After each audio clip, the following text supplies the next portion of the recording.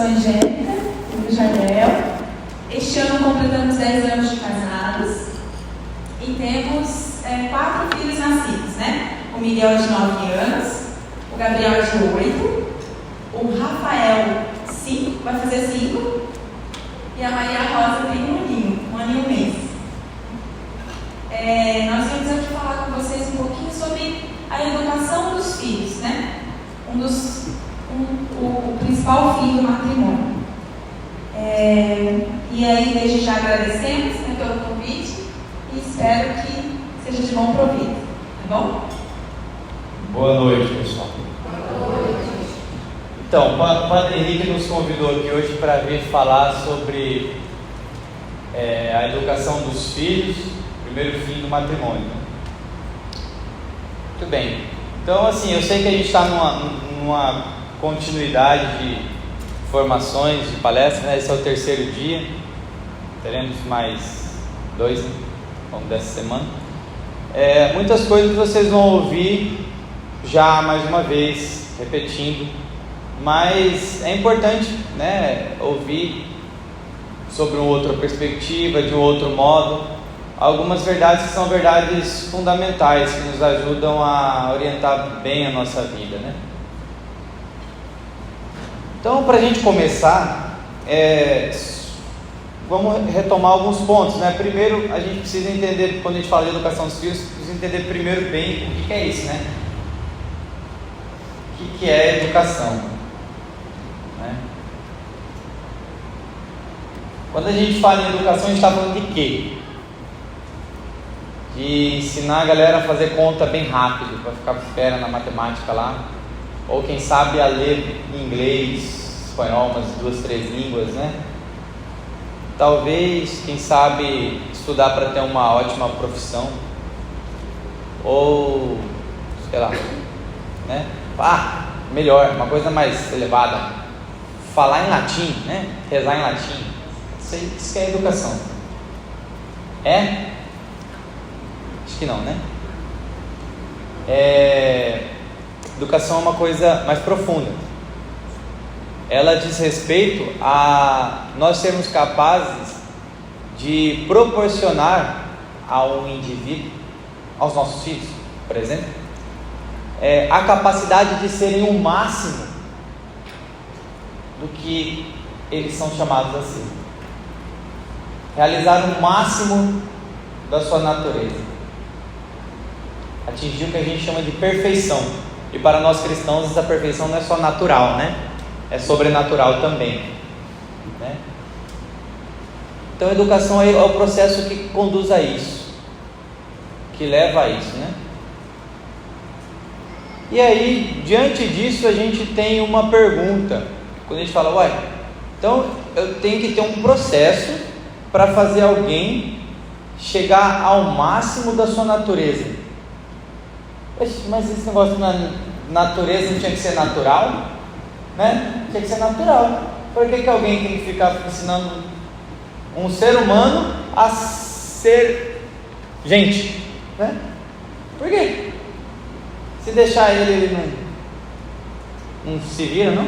Ele não consegue ser um ser humano pleno, sozinho, né?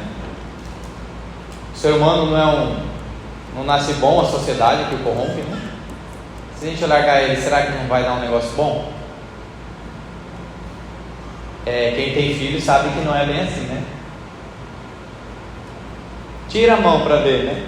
Da rédea, para ver o que acontece. Desanda, né? É assim, né? Não precisa de ir muito, é só olhar as crianças, a gente vê. Se deixar sozinho, o ser humano é tão diferente dos animais que, assim, se você for ver qualquer bicho quando nasce, ele nem sabe algumas coisas, né? Demora um pouquinho às vezes o bezerrinho para andar ali, mas daqui a pouco já firmou a perna, já está andando, já anda, um pouquinho depois já está pulando. Quanto mais rapidinho eles se viram. E vocês nunca viram falar de uma escola para um bicho aprender a ser bicho, né? Já viram? Eu já ouvi falar de escola de cachorro, hoje em dia tem, né?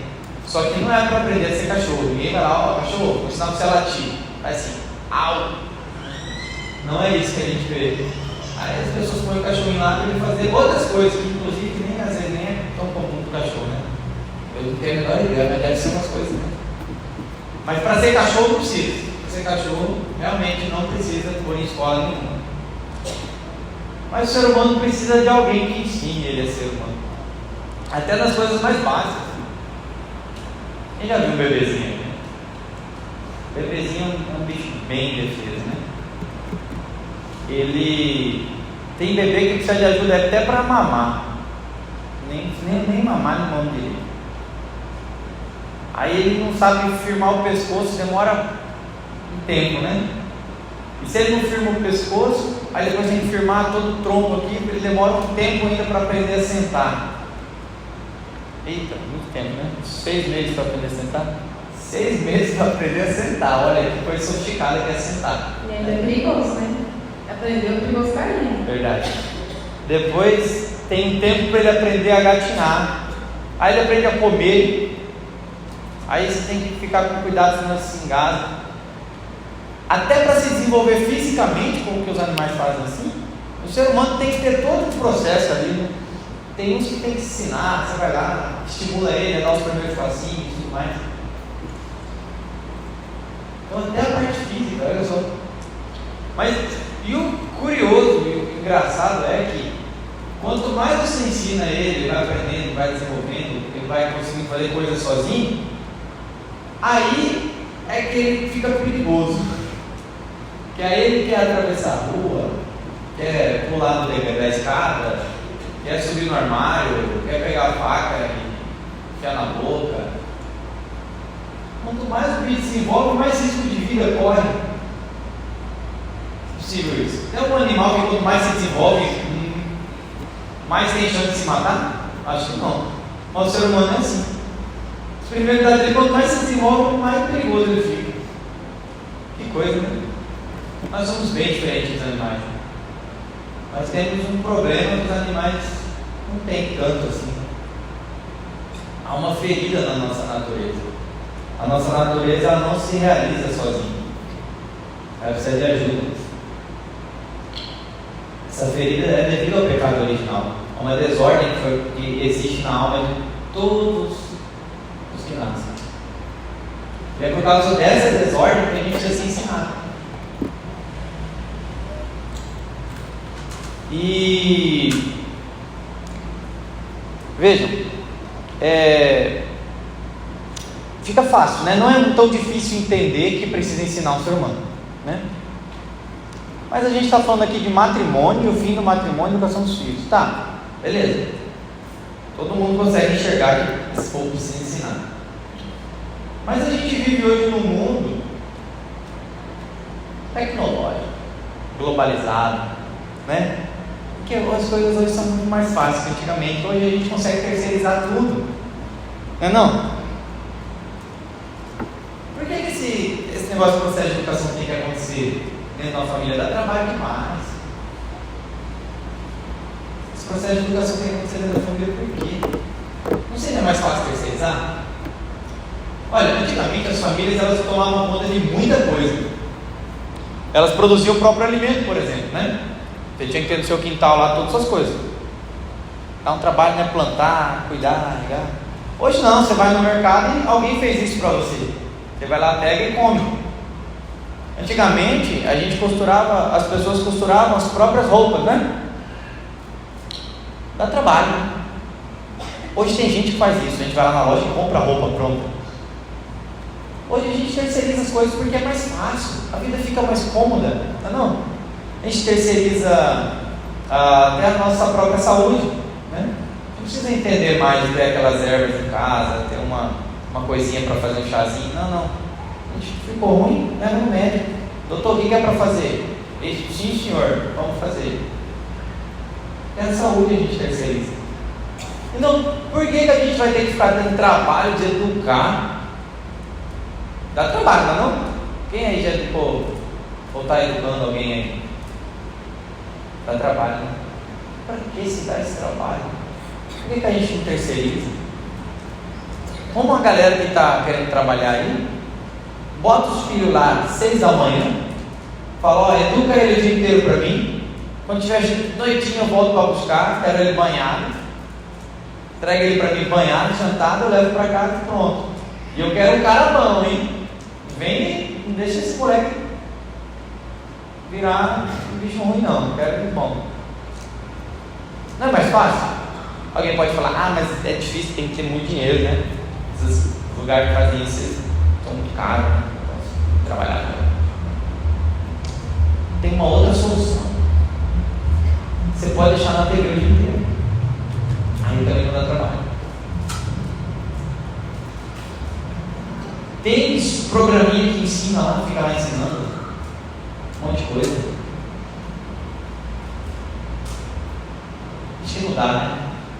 Por que será que não dá? Por que a educação tem que acontecer de uma maneira diferente? Olho no olho e dentro de uma família. Por que será? Para entender essa pergunta, o porquê que precisa de uma família, vou contar uma história para vocês. Isso é verdadeiro, tá? Mas vou começar mesmo assim para uma vez, só para ficar mais interessante. Era uma vez um rei. Ele era muito inteligente, muito sábio, estudava bastante, pesquisava bastante. Ele se chamava Frederico II. E realmente ele se sentia um todo-poderoso. Provavelmente ele era alto, bonito, falava bem. E ele achava que entendia de todas as coisas. E o que ele não entendia, ele procurava saber e descobrir. Aí conta a história que um certo dia ele teve uma ideia. Ele queria entender como é que as crianças aprendiam a falar. Isso aconteceu há muito tempo atrás, né? Então ele, para investigar e para ser um dos primeiros a saber como, ele contratou umas babás. E assim, há controvérsias, né? Algumas histórias contam que ele foi lá e encontrou uns bebezinhos abandonados, né, para fazer essa experiência. Mas também tem uma outra parte da história que conta que ele foi lá e pegou mesmo os bebês de umas mães para fazer a experiência. Mas, muito bem, o que a gente tem é um rei que catou umas crianças que não sabiam falar, uns bebezinhos, levou para um lugar até ajeitadinho. Lá tinha comida, tinha lugar para dar banho, tipo uma casa, mais ou menos uma casa. Mas a regra é, as babás não podiam falar nada. E elas não podiam ter uma interação com as crianças. Elas podiam pegar, lavar, trocar roupa, trocar fralda, dar comida, mas não podiam interagir, entendeu? O rei Frederico queria saber o que será que essas crianças vão aprender a falar primeiro. Ou melhor, qual vai ser a língua que essas crianças vão falar, já que elas não vão ouvir nenhum tipo de conversa. Vocês sabem o que aconteceu? Sabe qual foi a primeira língua que as crianças aprenderam a falar? Sabe qual foi o final da história? Todos os bebês morreram. Todos eles não sobreviveram. Sabe por quê? Sabe por que eles morreram?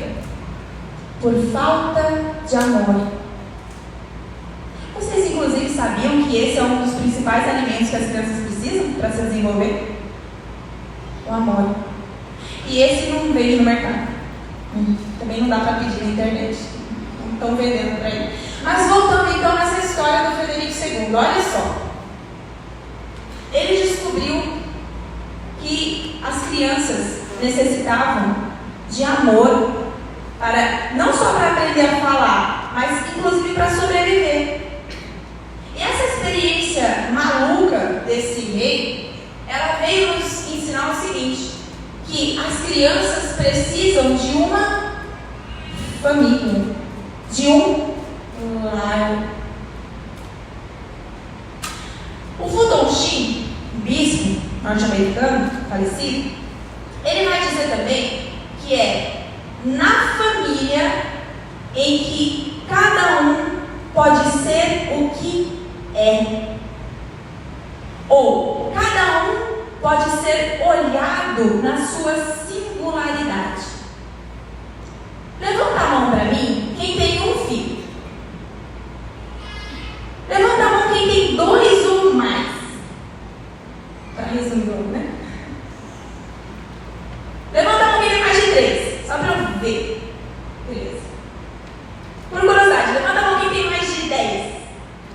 Calma. Um dia a gente chega lá, né? Se você tem mais de um filho, você vai saber me dizer e responder essa pergunta. Os filhos são iguais? Mães, as gestações foram iguais? Os partos foram iguais? Se alguém tiver tido gêmeos idênticos, eu tenho certeza que eles são diferentes. Porque justamente o nosso Senhor, Ele nos cria, Ele nos quer, Ele nos fez únicos. E a família é o lugar onde nós podemos ser quem nós somos. E nós podemos ser vistos como nós somos. Sabe por quê? Porque é na família que o que não é amável pode ser amado. Deixa eu explicar melhor. Por exemplo, a gente tem lá vários filhos. Às vezes é fácil, é um pouco mais fácil amar aquele filho que é mais querido, não é verdade? A gente sempre tem um filho assim, que ele, sei lá, ele é mais prestativo, ele é mais educado, inclusive, assim, se comporta melhor, te obedece mais rápido. Sei lá, é aquele filho que você pede as coisas, ele não demora muito para fazer. É aquele filho que, assim, perto das visitas se comporta bem, né? Esse é fácil de amar, não é? Na maioria das vezes, ele realmente é muito querido. Então é fácil de amá-lo. Só que, volta e meia, a gente também tem aquele filho, que, vamos dizer assim, ele é mais enérgico, temperamento forte, como a gente pode dizer, abençoado, né? Teimoso, respondão, né? Mas dentro da família, este ser que não é tão amável, ele encontra amor. Ele é amado também. Sabe por quê? Porque a família, ela tem uma vocação, um chamado. Um chamado de ser um reflexo do amor de Deus para conosco. E Deus não é assim com a gente? Ou vocês todos são filhos bondosos, maravilhosos, educados, que nunca fizeram feiura na frente de visita? Não, né? A gente, muitas vezes, nós é que somos esses filhos teimosos, enérgicos, pecadores, terríveis, miseráveis, não é verdade? E Deus não nos ama mesmo assim? Ele não tem paciência e misericórdia mesmo assim? As famílias são chamadas a amar como Deus ama. A amar o não amável. Então, só para a gente entender, por que é necessário ter família? Porque na família nós temos o ser humano podendo ser aquilo que ele é. Ele pode ser visto na sua singularidade. E na família, aquele que não é amável pode encontrar amor. Voltando para a experiência do Frederico II, tudo bem, a gente pode pensar assim, Angélica, mas você exagerou, né? Assim, esse negócio de criança morrer, não é bem assim, as famílias estão aí, as crianças estão crescendo, não tem ninguém morrendo. Beleza. Pode ser que as babás estão cuidando bem, né? Estão cuidando da saúde, as crianças não estão morrendo, né? Quero dizer assim, as famílias cuidam do físico, até interagem um pouquinho, falam um pouquinho com as crianças.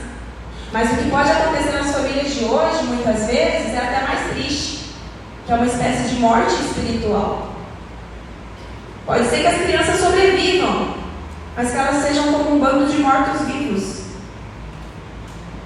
Será que eu estou exagerando?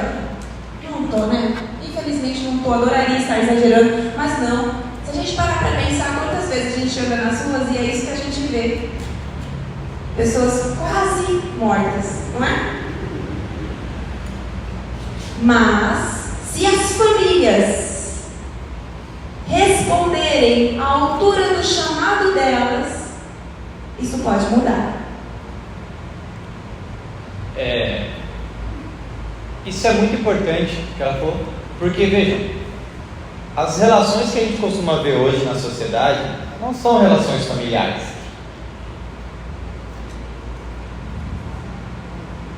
Antigamente as pessoas, elas trabalhavam e passavam o dia próximo aos seus, né?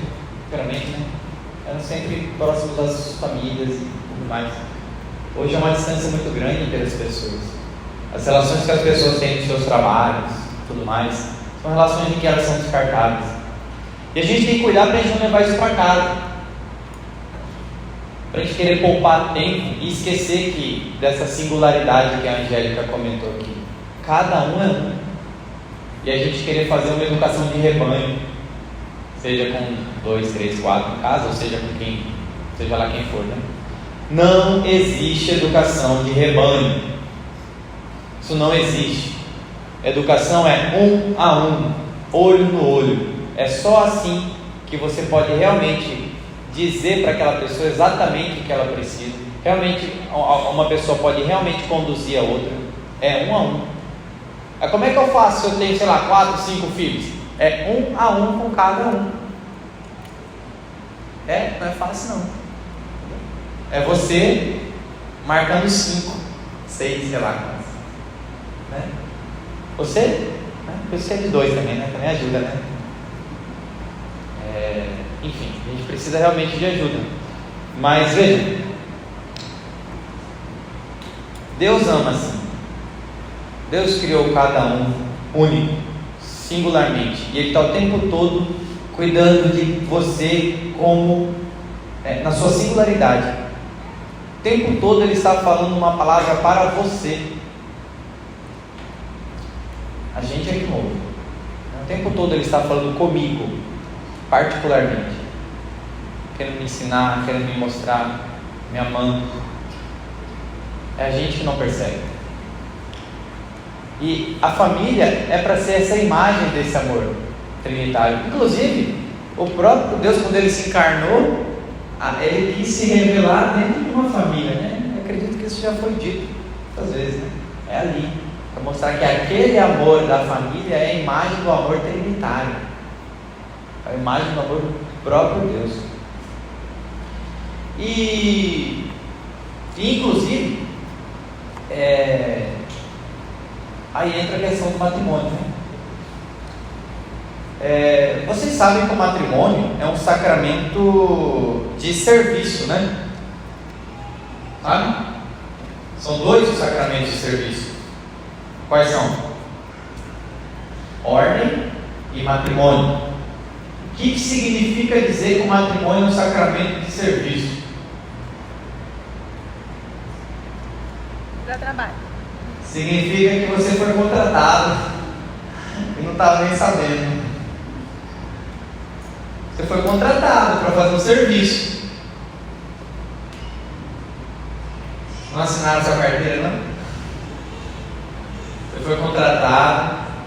Sua carga horária é 24 horas por dia, 7 dias por semana, sem direito a hora extra. A ganhar hora extra, mas a fazer hora extra não. E o pagamento é só no final. Mas se você for bem feito, Deus não os vale, né? Ele não os vale assim, você de graça, de bênção, antes do dia do pagamento. Dá sim. Ele é um bom patrão. Mas é verdade, você que contraiu o matrimônio, você foi contratado. Tem gente que descobriu agora. De serviço, qual é o serviço para quem a gente presta esse serviço? A gente presta esse serviço para quem ministra o sacramento, para a Santa Igreja de Nosso Senhor Jesus Cristo. E a finalidade do matrimônio, qual o serviço que o matrimônio presta? É incrementar materialmente a igreja de novos cristãos. Para isso que a gente se casa. E como que se gera novos cristãos? Tendo filhos e educando. Assim se gera novos cristãos. Esse é o nosso papel. Incrementar a Santa Igreja de Nosso Senhor Jesus Cristo. E aí a gente começa já a ver, nós como cristãos, qual é a nossa meta, né?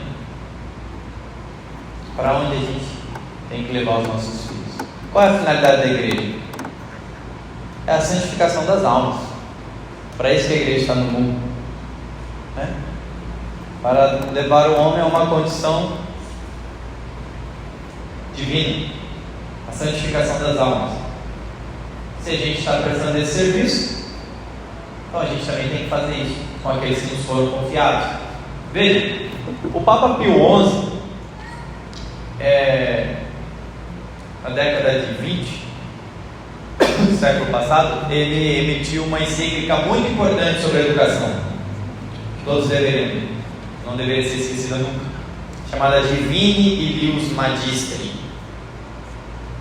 Nessa encíclica ele fala sobre quais são as instituições que têm direito, portanto, dever à educação.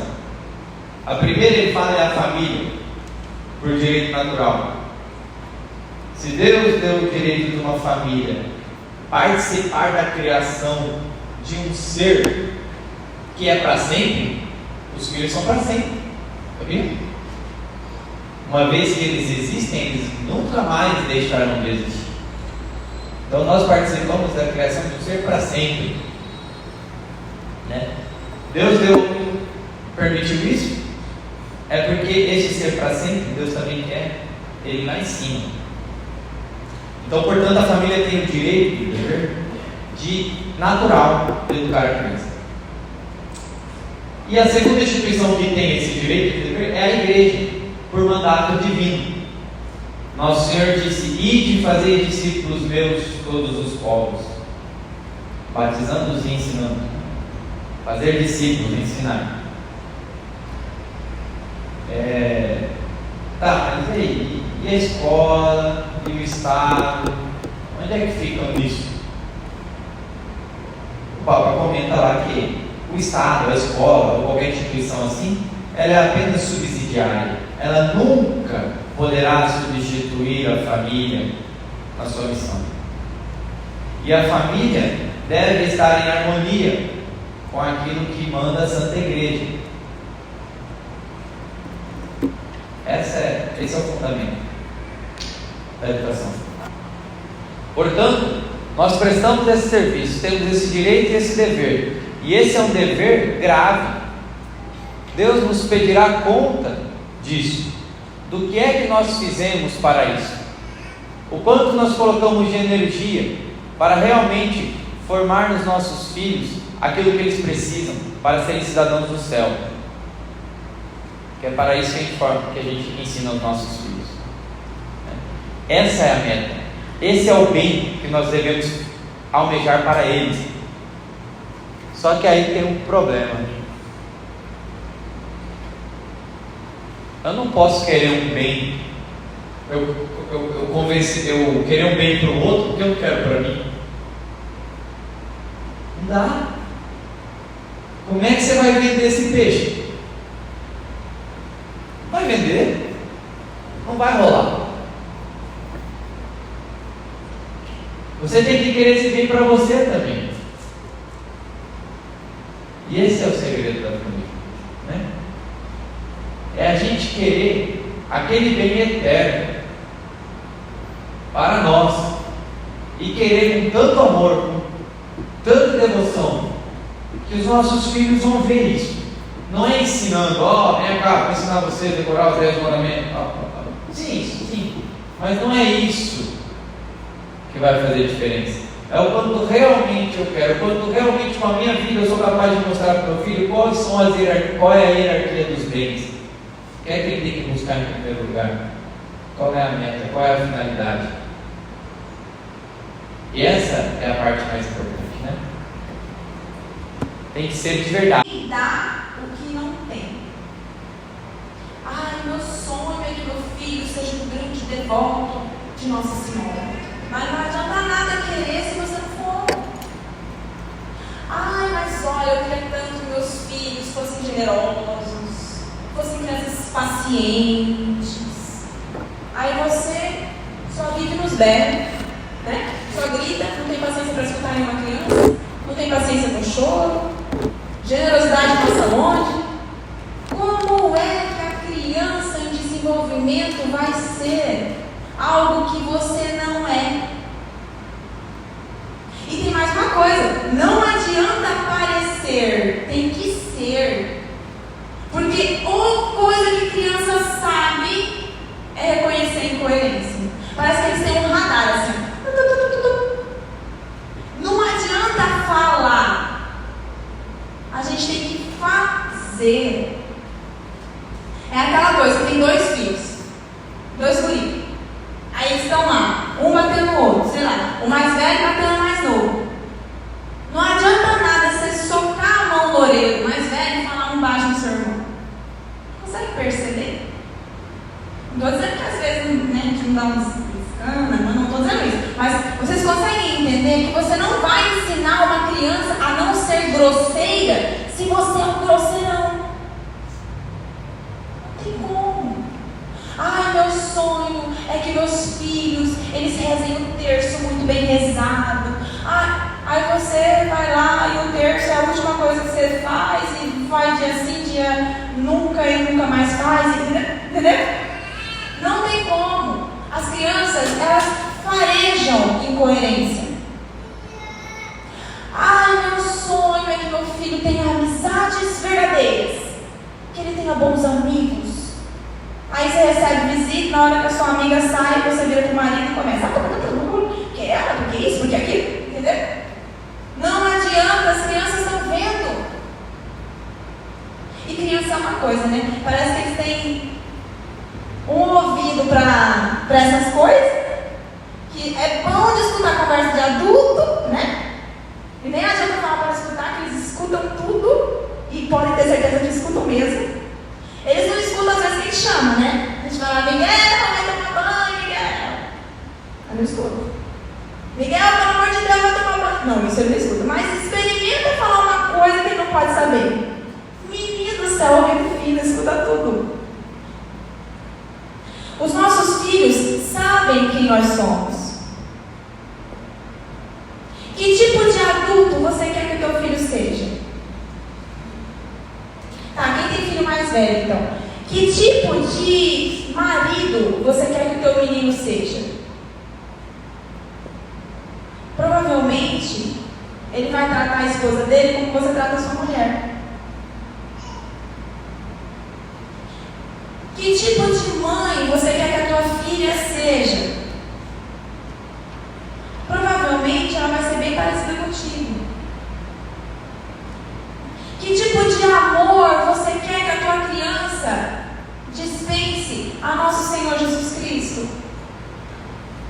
Que tipo de piedade vocês querem que os seus filhos tenham numa adoração eucarística? Eles estão vendo vocês. E na nossa sociedade, hoje, a gente tem esse grave problema, que é muito mais fácil parecer alguma coisa.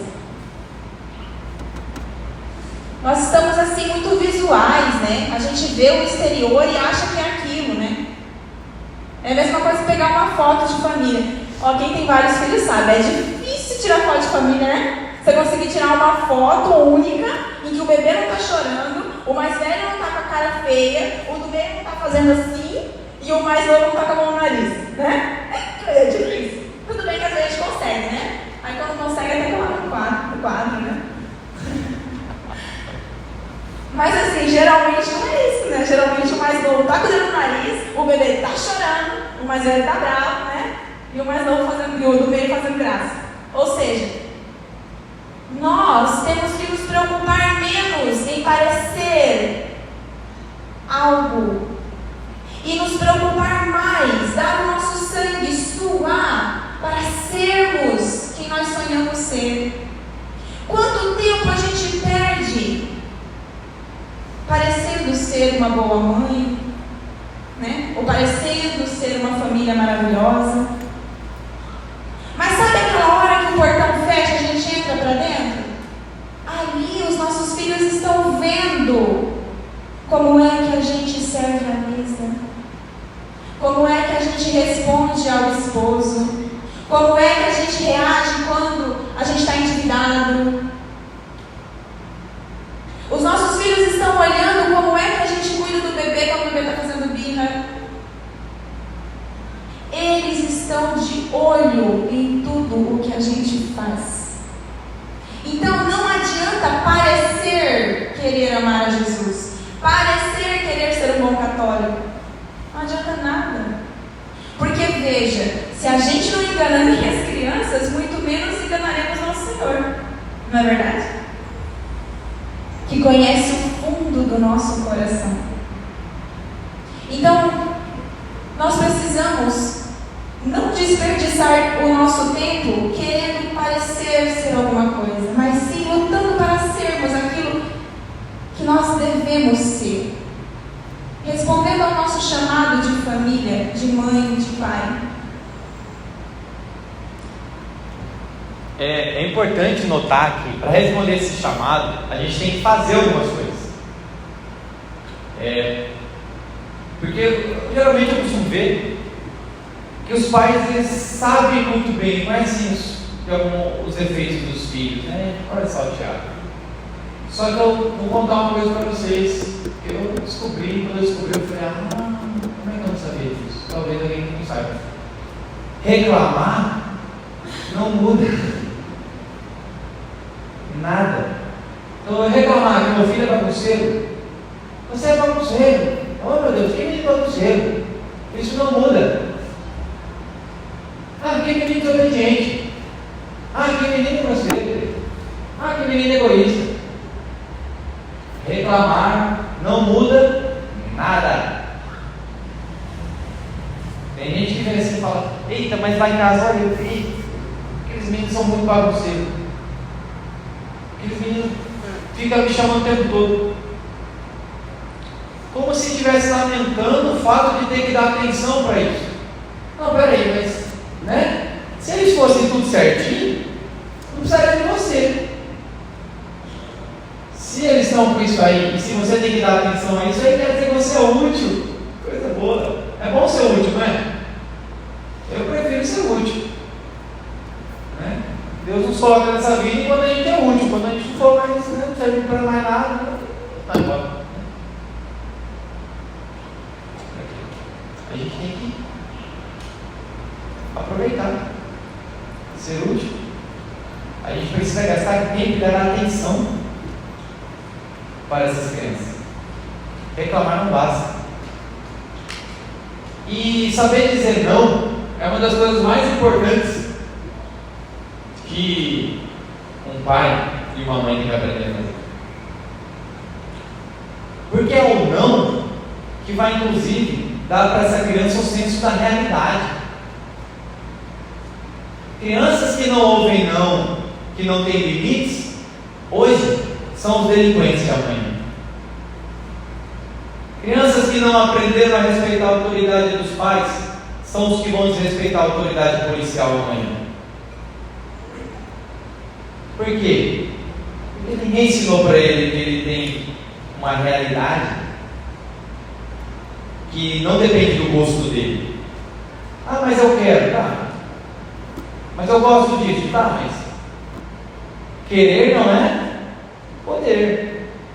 Isso é uma das coisas mais básicas que uma família tem que ensinar para os seus filhos. O limite da realidade. Você não pode fazer o que você quer. Eu quero voar. Tá, mas você não pode voar. Mas eu quero. Mas você não pode. Você não tem asa para voar. Do mesmo jeito, um monte de coisas que as crianças querem, que alguém precisa dizer para elas que elas não podem. E isso é muito sério nos dias de hoje, porque os pais geralmente querem buscar a amizade com as crianças, né? Aquele amor,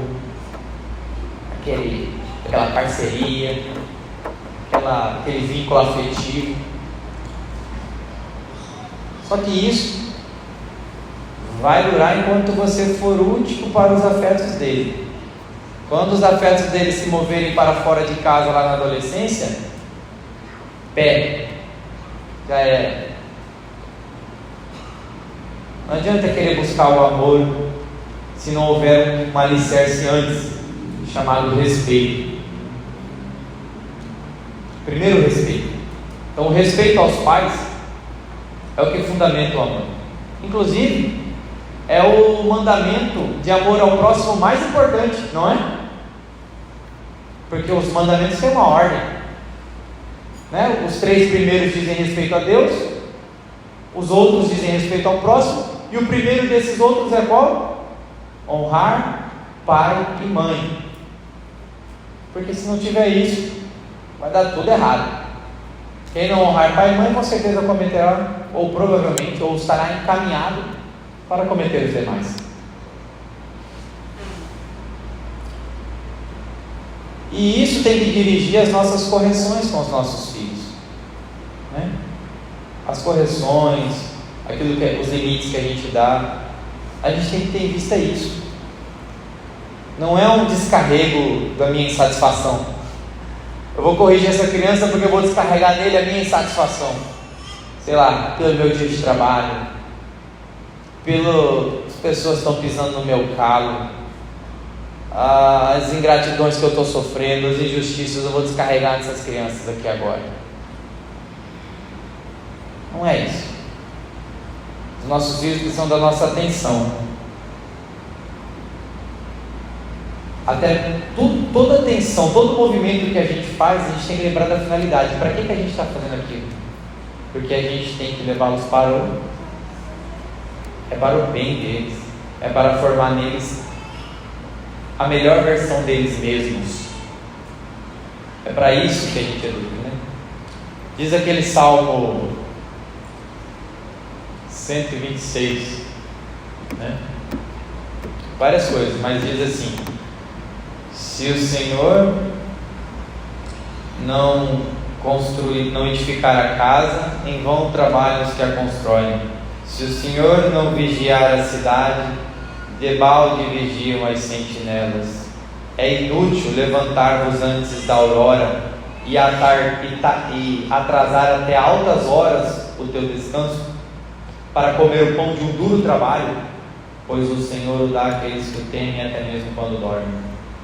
E aí ele diz assim: os filhos são um dom de Deus, como flecha nas mãos do guerreiro, assim são os filhos na juventude. Feliz o homem que assim encheu sua aljava. Nós precisamos dedicar a nossa vida a fazer isso. Isso é a coisa mais importante que a gente tem para fazer. Cuidar dos nossos filhos, e para cuidar deles nós temos que cuidar de nós primeiro, né, como eu disse. E nós temos que dedicar isso como realmente a prioridade de nossas vidas. E como flecha, como é que a flecha faz?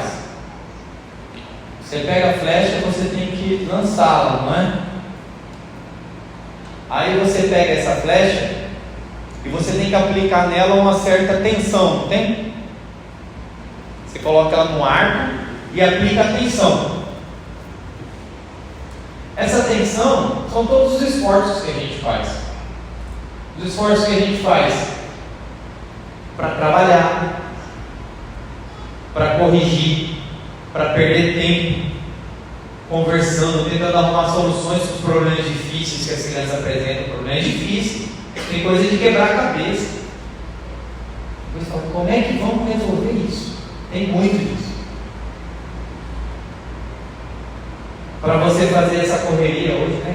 Às vezes os filhos às vezes sabem muita coisa, né? Corre para lá, leva a mão na escola, você quer, vai vir, traz para cá, busca. Isso os avós participam muito, graças a Deus, dando uma grande ajuda às crianças. Mas toda essa atenção, todo esse esforço que você faz, é uma atenção que você está aplicando a flecha. Você está preparando ela, não é não? O que está faltando? Adianta eu botar uma atenção, fazer um esforço tremendo e soltar a flecha aqui, ó. Ficou no chão. Ficou naquilo que era rasteiro. A flecha precisa ser apontada para onde? Para o alto. Eu tenho que saber qual é a meta, qual é o bem, para onde eu vou lançar os meus filhos. É para lá. Então eu aplico a atenção, faço todo o esforço, até tremer os músculos, quase arrebentar o arco, para que a flecha saia com a máxima velocidade com a máxima precisão, e aí eu aponto para a direção certa e solto a flecha. E ela vai da melhor maneira possível em direção ao alvo. Essa figura é a figura do nosso papel, que a gente precisa fazer. E já caminhando para o fim, mas só para a gente entender que, se a gente olhar a vida dos santos, todos os santos tiveram família. Aí você fala, Angélica, não é bem assim? Não, nem todos, vai. Pode ser mesmo que algum dos grandes santos não tenha tido uma família bem estruturada, mas ele encontrou no seu percurso pessoas que fizeram o papel de pai e mãe. Mas isso não é regra, porque olha só, nós temos um exemplo aqui no altar. Santa Teresinha foi canonizada, eu não sei o ano, mas foi canonizada antes dos pais, não é verdade? Algumas pessoas podem até pensar assim, nossa, que surpresa, São Luís e Santa Zélia também foram santos. Mas não tem surpresa nenhuma nisso. Imagina Santa Teresinha, a nossa amada Santa Teresinha.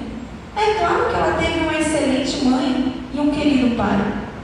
É quase que óbvio que por trás de um grande santo, se eu não tiver uma família verdadeira, assim, pai, mãe, irmãos, eu tenho algo que é semelhante a isso, a uma família.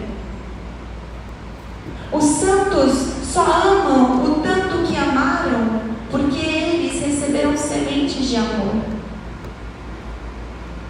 Em frente, hoje em dia, principalmente, a tantas dificuldades e ataques às famílias, por isso que é até assim, muito interessante as paróquias estarem se movimentando para fazer semana pela família, mês pela família, porque assim, o que estão fazendo para nos destruir, na verdade, para acabar com as famílias, assim, eles não medem esforços, né? Estão quase conseguindo, não vão conseguir, mas estão quase conseguindo. Então é necessário sim, também, que nós tenhamos no nosso coração uma esperança.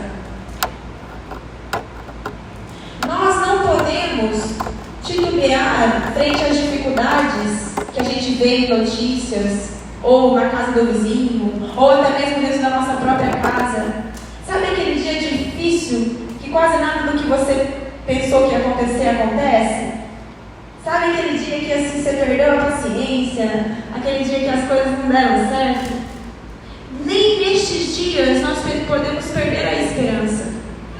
A esperança tem que nos mover, porque nosso Senhor Jesus, Ele não vai nos chamar para um barco furado. Ele não vai nos pedir coisas que Ele não vai nos dar.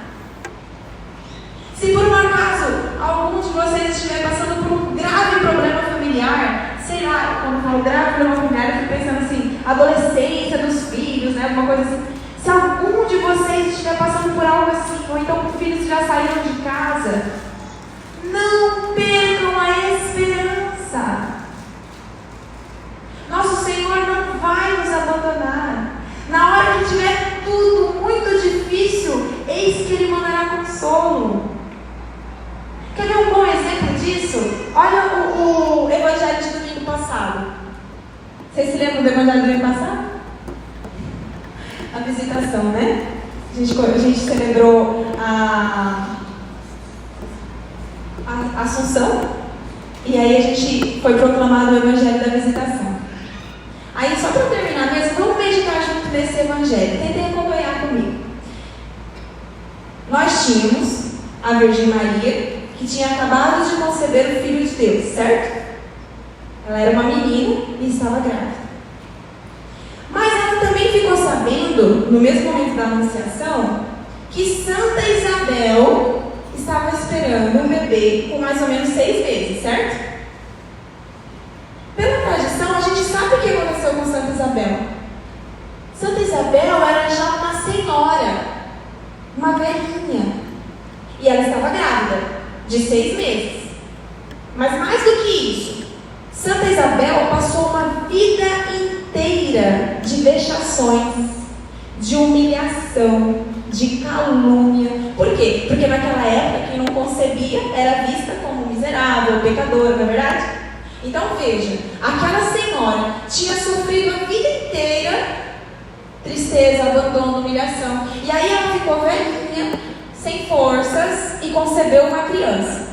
Quem aqui já esteve grávida sabe muito bem que assim, gerar um bebê é maravilhoso, né? Mas custa, não custa? Imagina para um corpo envelhecido. Se às vezes a gente tem aí 25, 30, 35, 40, 45, a gente sofre os perrengues de tá gerando um bebê, não é verdade? Imagina uma senhora gerando um bebê. Quanto ela já não estava padecendo, não é verdade? Mas não era só isso. Ela tinha ainda um marido que tinha sido amaldiçoado, não é verdade? Não estava nem podendo falar. Vocês imaginam que Santa Isabel estava passando uns perrengues danados, não estava? Provavelmente Santa Isabel não estava nem tendo ajuda. Vocês acham que foi à toa que Nossa Senhora foi lá ajudar? Quando ela ouviu que ela estava esperando um bebê, por que será que Nossa Senhora catou as coisas correndo e foi ajudar Santa Isabel? Porque ela sabia que Santa Isabel estava em maus lençóis. No momento de grande dificuldade que aquela família estava passando, qual foi a graça que aquela família recebeu? A própria Virgem da Esperança, a Rainha da Paz. A Mãe de Deus veio visitar. E eu fico imaginando como é que foi o encontro. É claro que a Sagrada Escritura conta, né? Que São João lá recebeu o Espírito Santo na barriga, lá aconteceu o Magnificat, mas eu fico imaginando mais coisas, assim, minha cabeça vai meio longe quando eu estou lendo, assim, às vezes, né, a gente vai rezar um pouco sobre os evangelhos, e eu fico imaginando que logo após aquele cumprimento, um beijo, Nossa Senhora olhou a casa de Santa Isabel e falou assim: Ixi, Maria Isabel, senta aqui, minha querida, deixa que eu vou arrumar sua cozinha. Provavelmente ela falou assim: Isabel, coloca o pé aqui nessa água quente, deixa que eu vou cuidar do seu almoço, né? Provavelmente Nossa Senhora, se tivesse lavanderia na casa de Santa Isabel, provavelmente na hora que ela entrasse na lavanderia, ela falasse assim: Isabel, misericórdia, não se preocupe, pode deixar que eu vou lavar, né? Não só isso, veja, Nossa Senhora estava no parto de Santa Isabel. Quem aqui já acompanhou uma mulher antes do parto, durante um parto, pós-parto, sabe? Quanta dificuldade uma senhora idosa tendo um bebê. Que momento difícil. Mas naquele momento ela teve grande consolação. Misericórdia da Nossa Senhora que estava ali do lado dela. Imagina que parto maravilhoso, né? Provavelmente foi Nossa Senhora que fez a primeira canja para Santa Isabel. Provavelmente Nossa Senhora pegou, embalou São João. Ou seja, nas grandes dificuldades, vocês realmente acham que Nosso Senhor há de nos abandonar? Não. Ele há de nos consolar. Ele há de nos capacitar. Porque se Ele nos chama, é porque Ele vai mostrar o caminho que a gente tem que percorrer. Então hoje, para finalizar, eu só queria dizer que a gente tem que ter esperança. Realmente não é fácil. Não é um conto de fadas ter uma família. Mas é algo bom. É algo possível. E é assim que nós santificaremos os nossos filhos. E de brinde, a gente também vai ganhar uma parte disso. Se a coisa acontecer de forma natural, quando os nossos filhos entrarem no céu, a gente vai estar lá. Oi, cheguei primeiro. Vem cá dar um beijo na mãe. Brincando, eu não sei como vai ser o céu, mas imagina, né? Se eles chegarem lá, a gente vai ter que chegar primeiro. Então tenhamos esperanças, mas vamos trabalhar também, né? É isso, obrigada. E para quem não tem filho pequeno ainda, tem que lembrar que quando é que acaba a missão do pai e da mãe? Vocês sabem? É quando o filho faz 18 anos e vai embora de casa, né? Depois não tem mais missão nenhuma. A gente que o diga, né? Tanto na casa da minha mãe. é só no céu. Então, assim, pai e mãe é para sempre também. Então, é rezar até que os filhos alcancem a meta definitiva.